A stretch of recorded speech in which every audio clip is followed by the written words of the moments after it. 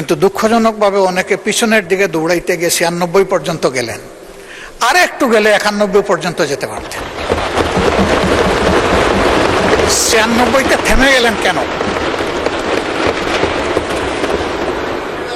৯৬ এর ব্যাখ্যা দিয়েছেন চমৎকারভাবে যে ৯৬-এ একসাথে আমরা জোট করি নাই, জোট হয়েছে বিএনপির সাথে, এর বাইরে কারো সাথে এর আগে আমাদের জোট ছিল না। যদি বলা হয় এটা ১ থেকে ১০০ পর্যন্ত পুরাটা মিথ্যা। তবে আওয়ামী লীগের দল হিসেবে যে বিচার করা হবে সেই তদন্ত এখন গুরুত্ব।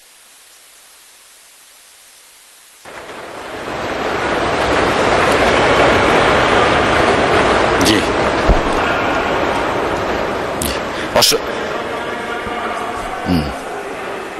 জি, অসংখ্য ধন্যবাদ মাননীয় স্বরাষ্ট্রমন্ত্রী।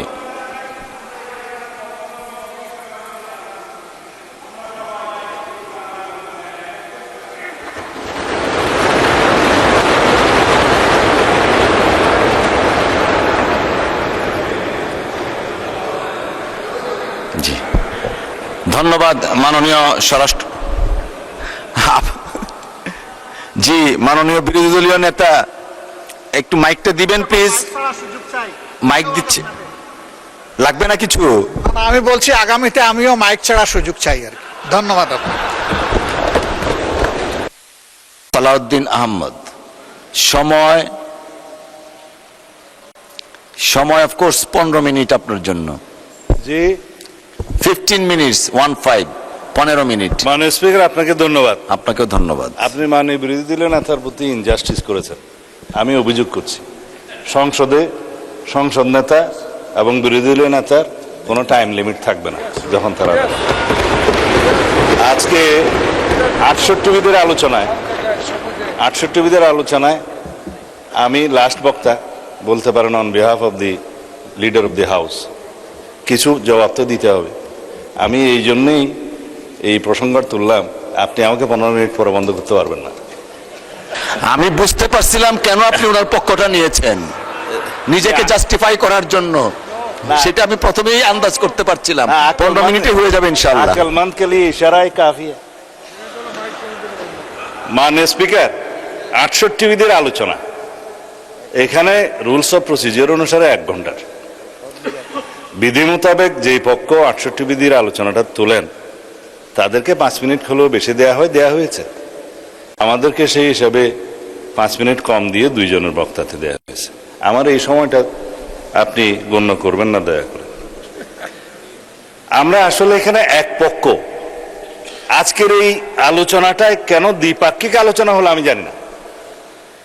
এখানে মাননীয় বিরোধী দলীয় নেতা সঠিক বলেছেন, গণভোট, গণরায় ইত্যাদি প্রসঙ্গটা উনি শেষে বলেছেন, কিন্তু আজকে ওঠা উচিত ছিল এই জুলাই গণ অভ্যুত্থানের ফসল হিসেবে প্রথম যে অর্জনটা আমাদের হয়েছিল সেটা হচ্ছে জুলাই ঘোষণাপত্র। কেউ সেটার প্রসঙ্গ তুললেন না। আমার বন্ধু মাননীয় বিরোধী দলীয় চিফ হুইপ জনাব নাহিদ সাহেব, তারা সংগ্রাম করেছেন।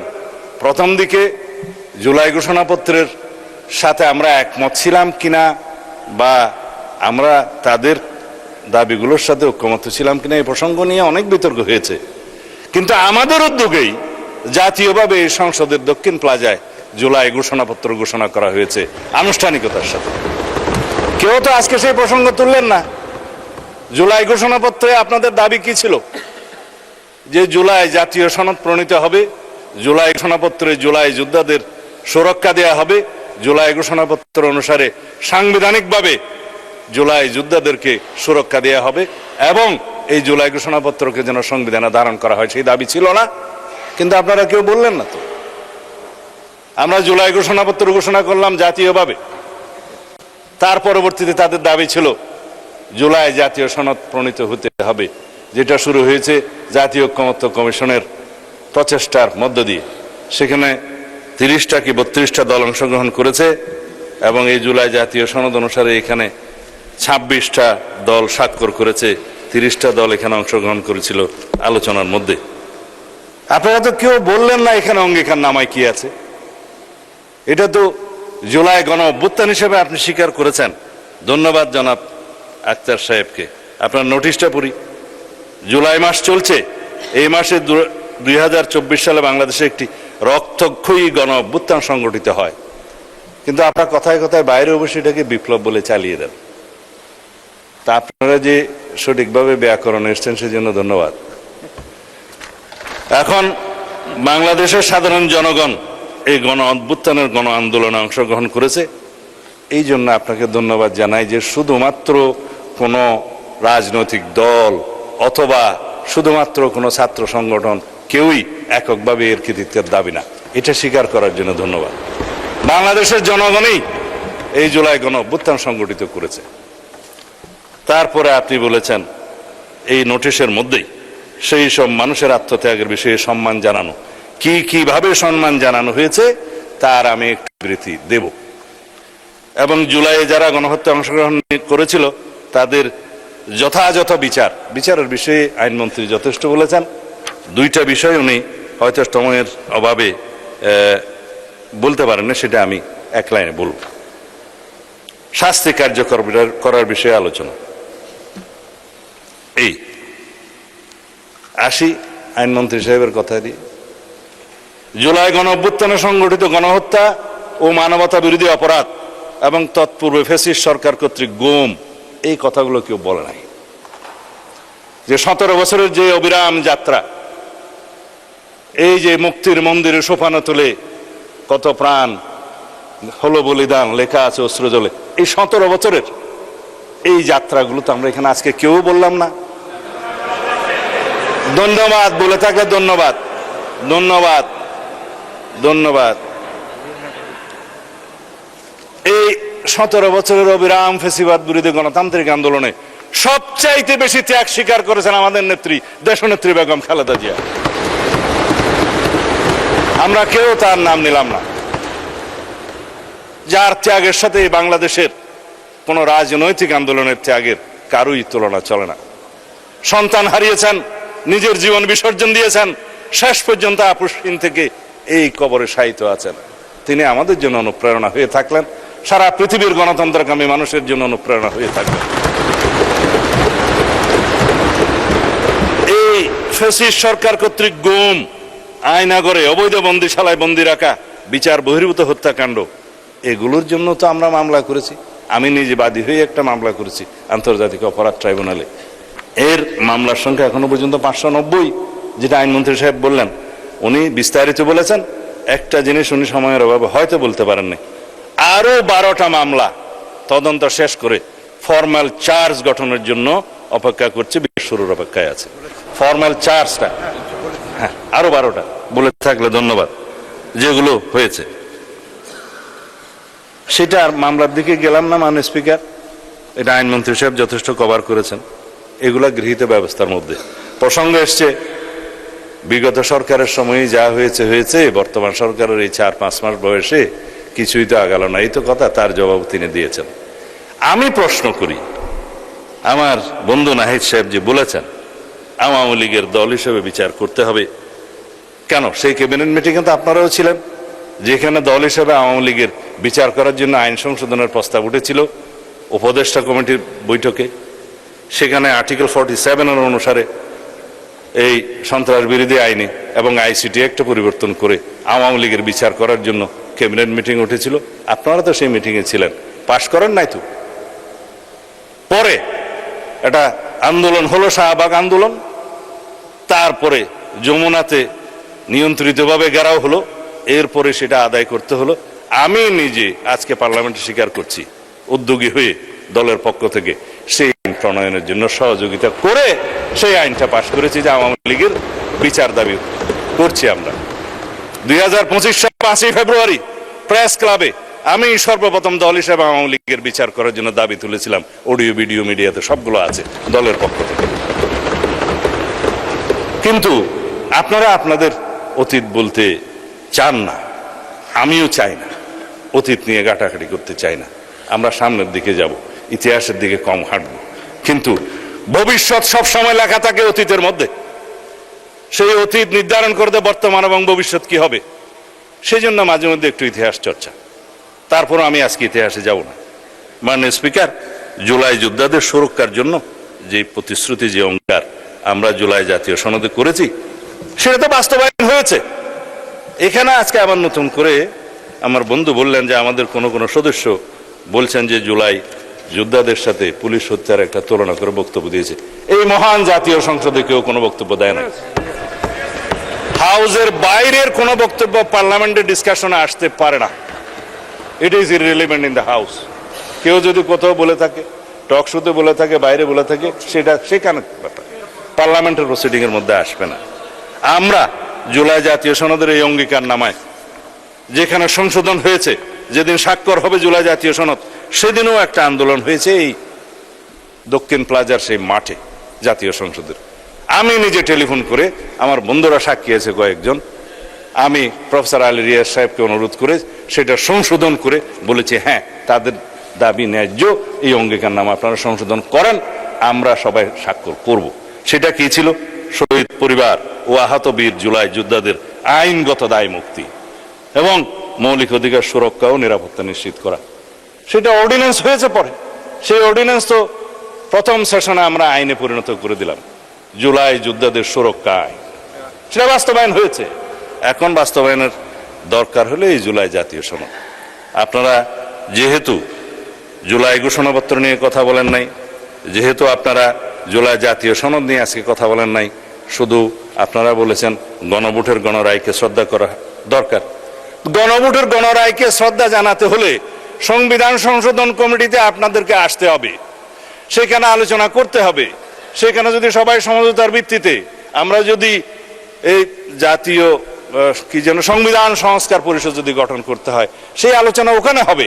কিন্তু আপনারা ওয়াকআউট করলেন, আপনারা সংবিধান সংশোধনী কমিটিতে থাকতে চাইলেন না। সেটা ইতিহাস হয়ে থাকলো, জাতি দেখলো।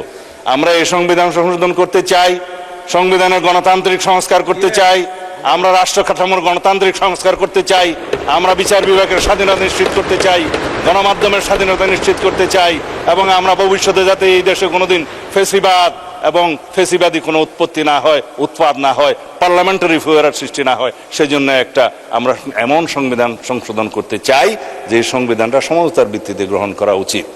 কিন্তু আপনারা সহযোগিতা করলেন না। এখনো উন্মুক্ত আছে 5টা আসন, সদস্য সংখ্যা আপনাদের জন্য নির্ধারিত আছে। আপনারা যদি কখনো মনে করেন এই সংবিধান সংশোধনী কমিটিতে আসবেন, তাহলে আপনারা এই গণতান্ত্রিক চর্চা হিসেবে আপনারা অংশগ্রহণ করতে পারেন। আমরা অলওয়েজ ওয়েলকাম জানাবো। হয়তো আপনাদের রাজনীতি আছে, মাঠের বক্তৃতা দিবেন, গণভোটের গণরায় কার্যকর করা হোক। কিন্তু এই গণভোটের গণরায়টা কিসের উপর ভিত্তিতে ভাই? সব এটা আইনের ভিত্তিতে ভোট ছিল। সেই আইনটা কি ছিল? আইনও ছিল না, আদেশের ভিত্তিতে ছিল। সেই আদেশটাও অবৈধ ছিল। সেই আদেশের মধ্যে তো কোনো সমঝোতা হয়নি। জুলাই জাতীয় সনদ আপনাদের সবার স্বাক্ষর আছে, সমঝোতা হয়েছে, ঘোষণাপত্র সমঝোতা হয়েছে, ঐতিহাসিকভাবে সেটা স্বাক্ষরিত হয়েছে, এই দক্ষিণ প্লাজায় সেটা জাতি দেখেছে। কিন্তু যে জুলাই জাতীয় সনদ সংবিধান সংস্কার বাস্তবায়ন আদেশ নামে এই যে একটা আদেশ জারি করা হলো অবৈধভাবে, কারোর সাথে তো কোনো আলোচনা হয়নি, রাজনৈতিক সমঝোতা হয়নি। সেই আদেশটা ভয়েড অ্যাব ইনিশিও, সেটার করারই ইখতিয়ার প্রেসিডেন্টের ছিল না, নাই। সেই আদেশের উপর আপনারা গণভোটের কথা বলেন। হ্যাঁ, গণভোট অবশ্যই জনগণের রায়কে আমরা সম্মান দিতে হবে। তার মধ্যে 3.5 কান প্রশ্নে আমরা একমত, যেটা জুলাই জাতীয় সনদের সাথে একমত আছে। গণভোটের প্রস্তাবটা আমি করেছিলাম দলের পক্ষ থেকে জাতীয় ঐকমত্য কমিশনে। কিসের উপর ভিত্তি করে? এই জুলাই জাতীয় সনদের পক্ষে জনগণ আছে কি নাই সেই প্রশ্নে আমরা একটা আইনগত ভিত্তি রচনা করি, আসুন গণভোট দিই। সেখান থেকে তো আপনারা সরে গেলেন। আপনারা এই যমুনাতে অভ্যন্তরে এবং কিনারে বসে একটা কায়দা কানুন করে আদেশ জারি করালেন। সেই কথা আমি আর এখানে বলতে চাই না, মানে যাই হোক, এখন যে প্রশ্নগুলো তুলেছেন, মাননীয় আইনমন্ত্রীর দিকে একটু উদ্দেশ্য করে বলেছেন মাননীয় বিরোধী দলীয় নেতা যে 96-তে টেনে নিয়ে গেলেন কেন? অতীত তো কেবল পিছনেই টানে। আমরা তো 86-তে যাইনি, যেতে চাই না। 96-তে গিয়েছি, বিস্তর একটা ছবি আছে, এখনো আপনারা আর্কাইভে দেখলে পাবেন। একদিকে সাজেদা চৌধুরী, আব্দুস সামাদ আজাদ, আমাদের মওদুদ সাহেব এবং মতিউর রহমান নিজামী সাহেব সবাই এক টেবিলে বসে ঘোষণা দিচ্ছে। ইহাকে কি যুগপৎ আন্দোলন বলা যায়? যদি যুগপৎ আন্দোলন বলা যায় তাহলে কি জায়েজ আছে? জোট করেন নাই, ঠিক আছে, মানলাম। আর এই না, আমি আর পিছনে যেতে চাই না। আপনারা এখন পজিটিভলি যেগুলো শুনতে চান সেটা বলি, কারণ মাননীয় না আমাকে পিছনে টানিলে আরো পিছনে টানিতে হইবে, এটা আর যাবো না। না না না না, আমি এখন সামনের দিকে যাই, সামনের দিকে যাই। আপনারা চেয়েছেন যে আমি তো সময় তো দিবে না, আমরা কি কি কি কি এই যে আপনাদের এই নোটিশের প্রেক্ষিতে কি কি কার্যকর ব্যবস্থা গ্রহণ করেছে সেটা, এবং আপনাদের কি কি আজকে দাবি আছে সেটা বলি শুধু। মাননীয় বিরোধী দলের নেতা বলেছেন, জনাব নাহিদ সাহেব বলেছেন, জুলাই জাদুঘর, স্মৃতি জাদুঘর 5ই আগস্ট খুলে দেওয়া হোক। এটা আজকেই সংবাদ সম্মেলন করে সাংস্কৃতিক মন্ত্রণালয় থেকে জানিয়ে দেওয়া হয়েছে 5ই আগস্ট জুলাই স্মৃতি জাদুঘর খুলে দেওয়া হবে। মাননীয় প্রধানমন্ত্রী সেটা উদ্বোধন করবেন।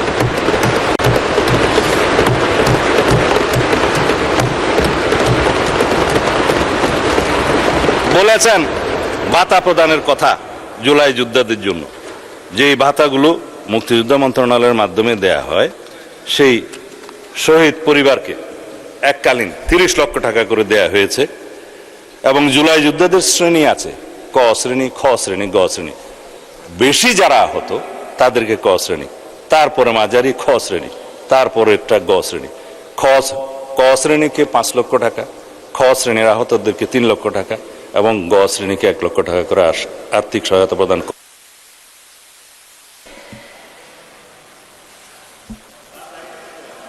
আচ্ছা, যে মাননীয় মন্ত্রী বিরোধী দলে সরকারি দলের চিফ হুইপ বলছেন 5 মিনিট বাড়ানোর জন্য।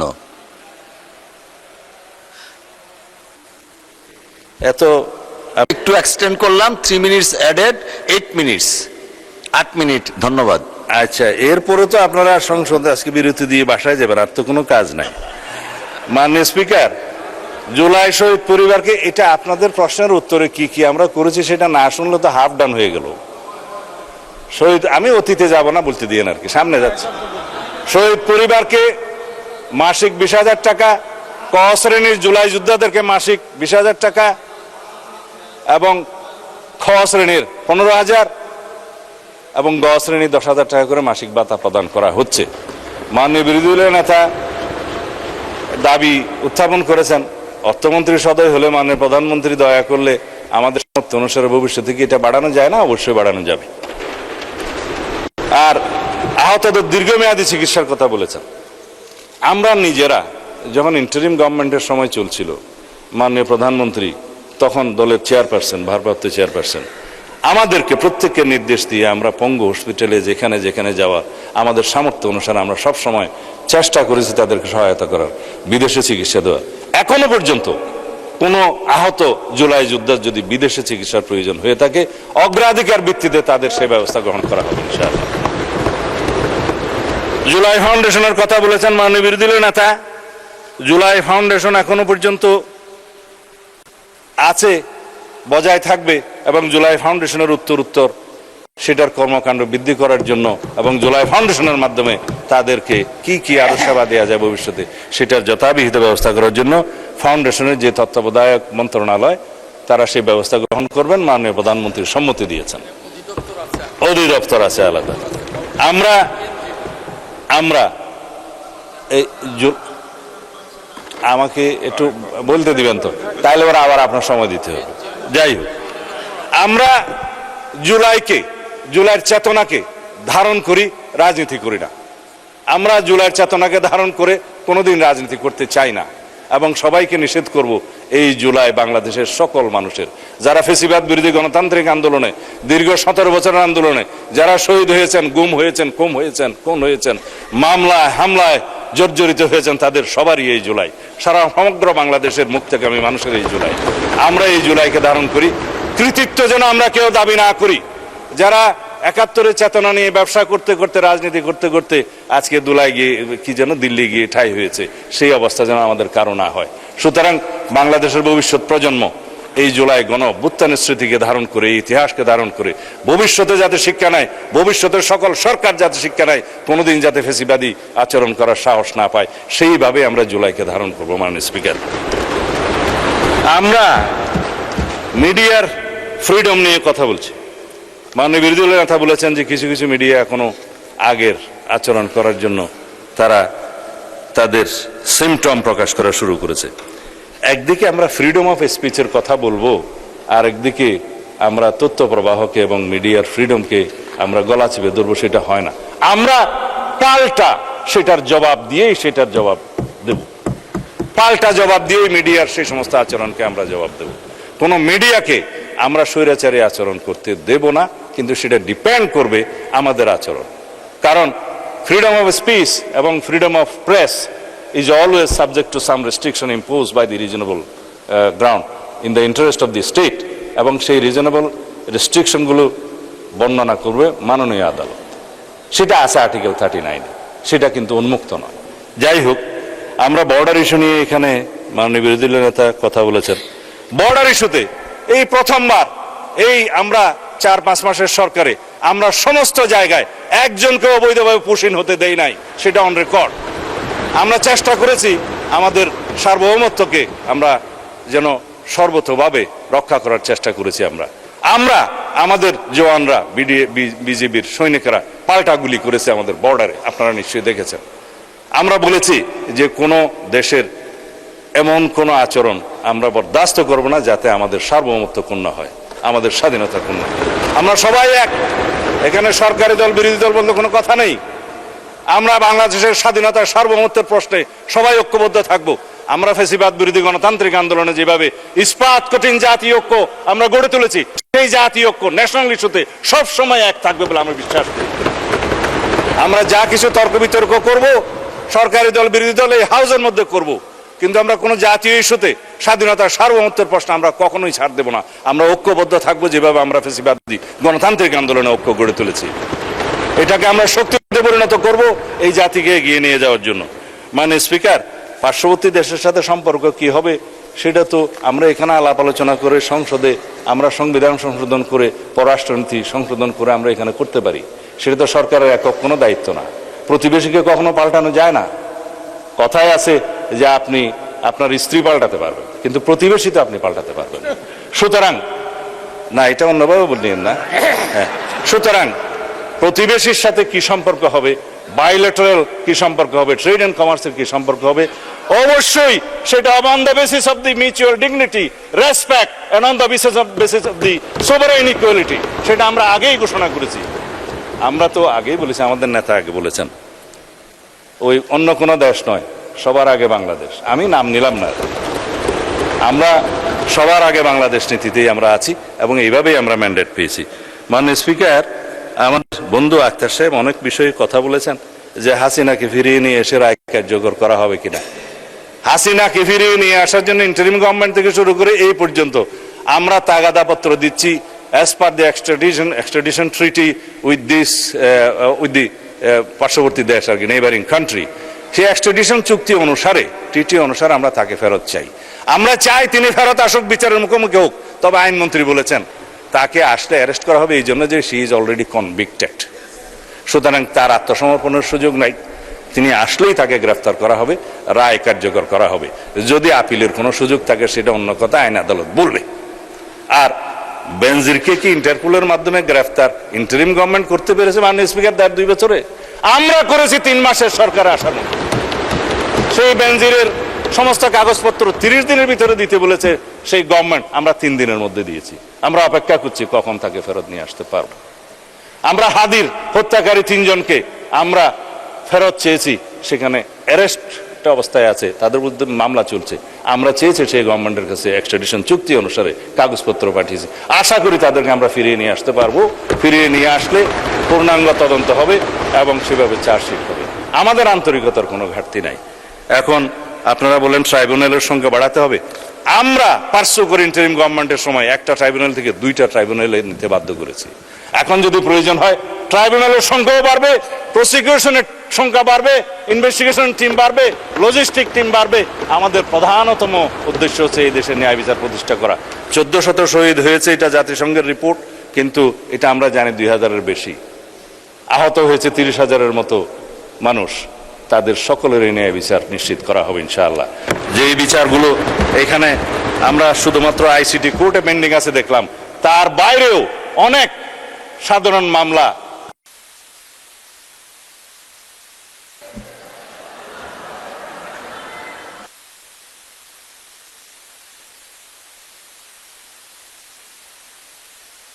না ঠিক আছে, মাইক দিয়েই বলেন, 2 মিনিট বলেন, মাইক দিয়েই বলেন। মাইক লাগবে না, গলা বড় আছে। না 2 মিনিট আপনি মাইক ছাড়া দেন।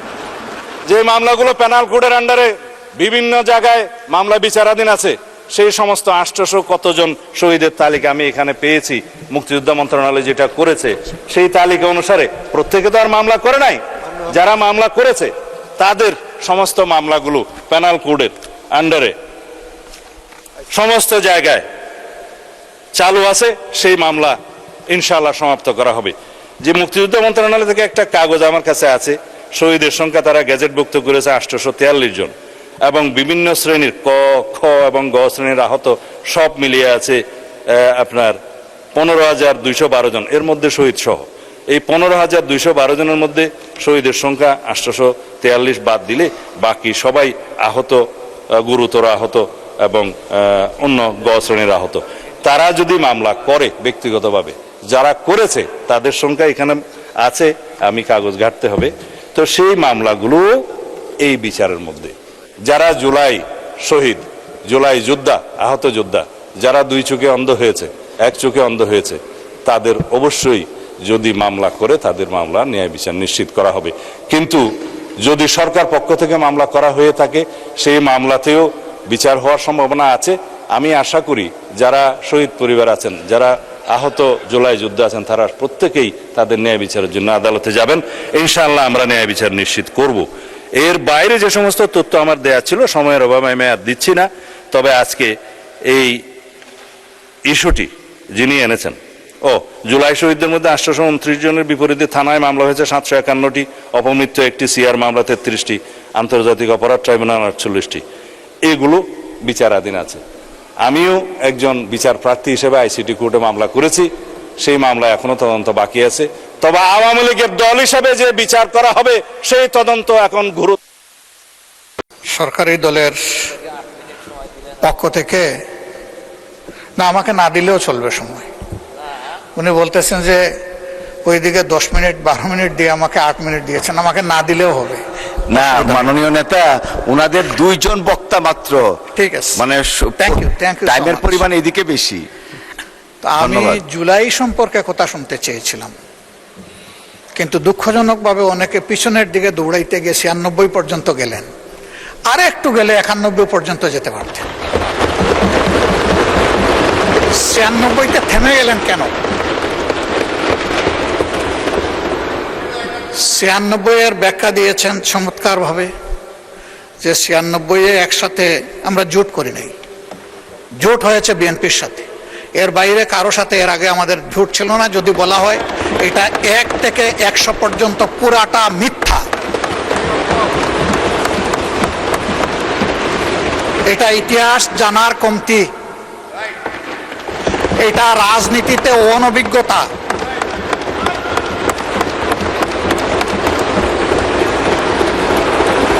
মন্ত্রিপরিষদের সম্মানিত সদস্যবৃন্দ যখন কথা বলবেন, সঙ্গত কারণেই আমরা অথেন্টিক বক্তব্য শুনতে চাই। 96 কেন হয়েছিল সেই কথা আজকে আমি যাব না, তাহলে আমিও 96 দিকে দৌড়াবো।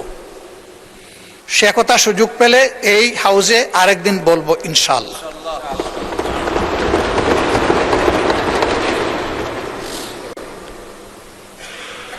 আমার আরেকজন মাননীয় প্রতিমন্ত্রী তিনি বলেছেন,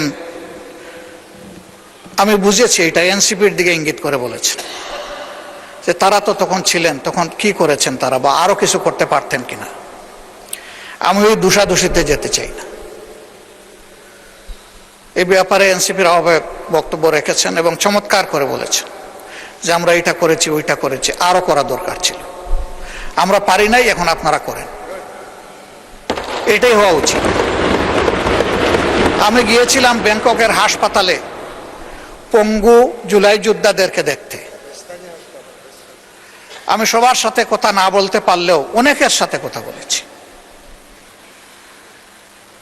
আমি জানতে পেরেছি তাদের যাদেরকেই পাঠানো হয়েছে চিকিৎসার জন্য, এইটা সদ্য সাবেক সরকারের সময়ই পাঠানো হয়েছে, কিন্তু এখনো আমাদের কাছেও আসে। আমার বিশ্বাস সরকারি দলের নেতৃবৃন্দের কাছেও যায়। বহু আহত পঙ্গু যোদ্ধা চিকিৎসার জন্য এখন দাঁড়ে দাঁড়ে ঘোরায়। আমার অনুরোধ, সরকার যেন তাদের দিকে দৃষ্টি দেয়। ওই দোষারোপের রাজনীতিতে যাওয়ার দরকার নেই, দায়িত্ব পালন হোক, শান্তি পাব। আরেকটা কথা এখানে অনেকেই বলেছেন, আমি আরেকবার বলতে চাই। জুলাই ছিল ফলাফলের সময়, কিন্তু তার ক্ষেত্র তো 17.5 বছর। এই সময়ের ভিতরে যারা গুম হয়েছেন, খুন হয়েছেন, পঙ্গু হয়েছেন, তাদেরকে ফেলে দেওয়া, ভুলে যাওয়া উচিত হবে না।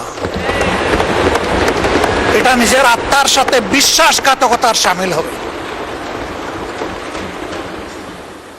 তাকে পরম শ্রদ্ধায় তাদেরকে স্মরণে রাখতে হবে, শুধু মুখে নয়, কাজে।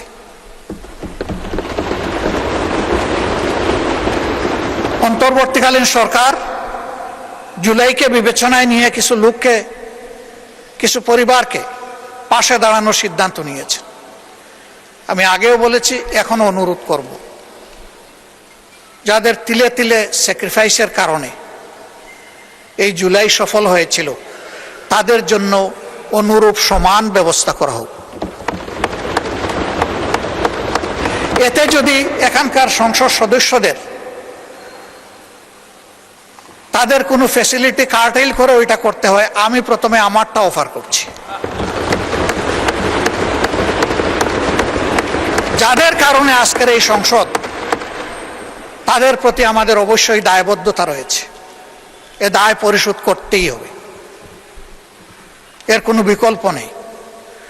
শুধু জুলাইয়ের পঙ্গু নয়, সেই সময়ের পঙ্গুরা, আহতরা, গুলিবিদ্ধরা, যারা এখনো পিলেট আর বুলেট নিজের বডিতে নিয়ে তারা ঘুরাচ্ছেন, দিনরাত যন্ত্রণায় কাতরাচ্ছেন, কারো ঘাড়ে, কারো কোমরে, কারো বুকে, এগুলার সাক্ষী আমরা সবাই। তাদের প্রতি আমাদেরকে অ্যাটেনশন দিতে হবে। তাহলে আগামীতে এই দেশে বেশি বেশি করে বীর জন্ম নেবে ইনশাআল্লাহ।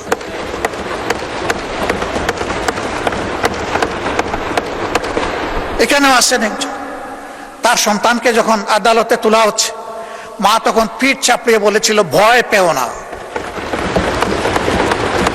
সেই মারা এগিয়ে আসবে।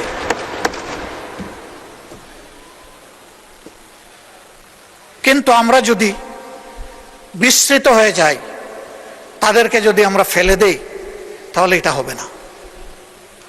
আমি দুইটা প্রতিষ্ঠানের প্রতি মাননীয় প্রধানমন্ত্রীর একান্ত উদ্যোগ কামনা করছি। একটা হলো, মেহেরবানি করে এই জুলাইতেই জুলাই জাদুঘরটা খুলে দেন। যদি কিছু কাজ বাকিও থাকে তাও খুলে দেন।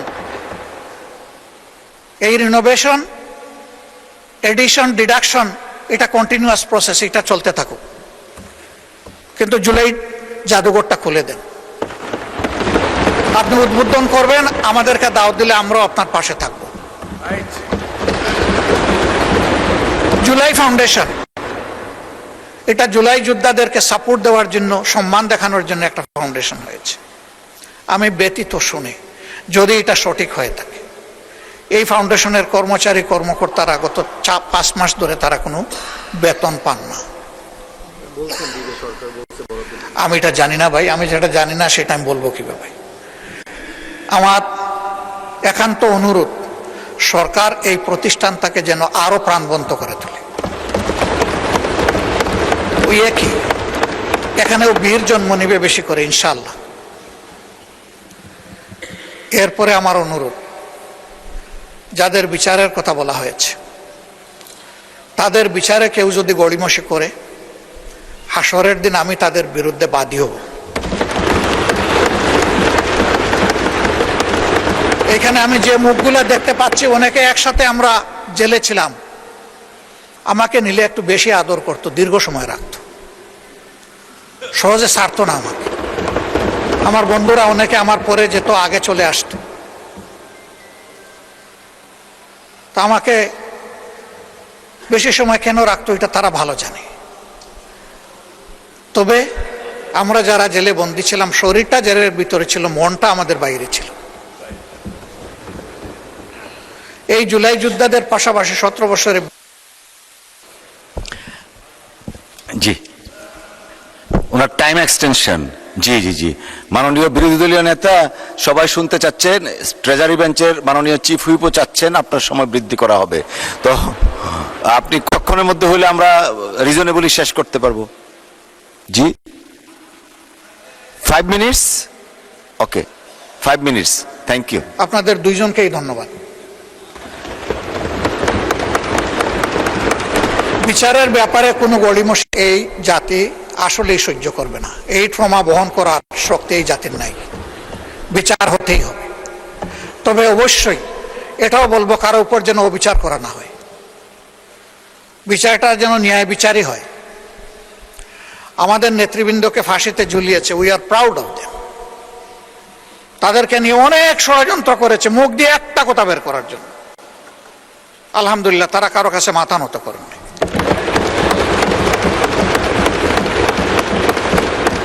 ফাঁসির তক্তার উপর দাঁড়িয়ে তারা বিজয়ের গান শুনিয়ে গেছেন আমাদেরকে। তারা শক্তি এবং সাহস আমাদেরকে দিয়ে গেছে। আমরা তাদেরকে নিয়ে গর্বিত। তারা আমাদের সম্পদ। আমি বিশ্বাস করি তারা জাতিরও সম্পদ।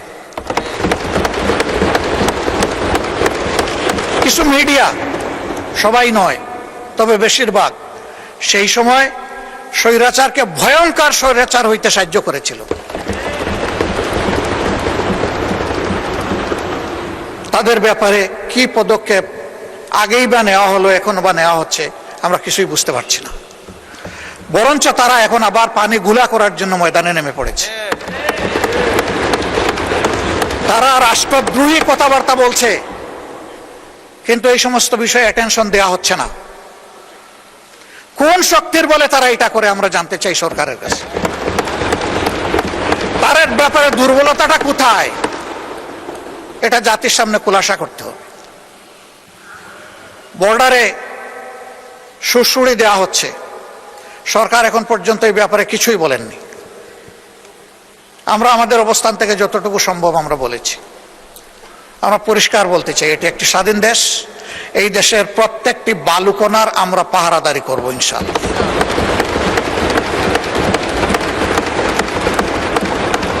আমরা বলতে আমি বিরোধী দল মিন করছি না। আমরা বলতে এই পুরা হাউস এবং 18 কোটি মানুষকে মিন করছি।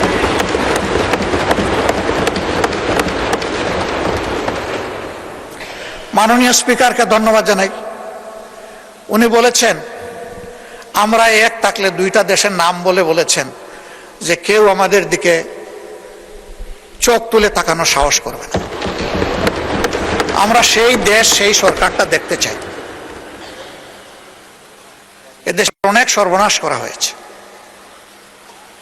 যারা বন্ধুত্বের দাবি করে তারা কতটুকু বন্ধুত্বের পরিচয় কার্যকলাপে দিতে পারছে এটা পরিষ্কার। আমি এই ব্যাপারে সম্পূর্ণ একমত।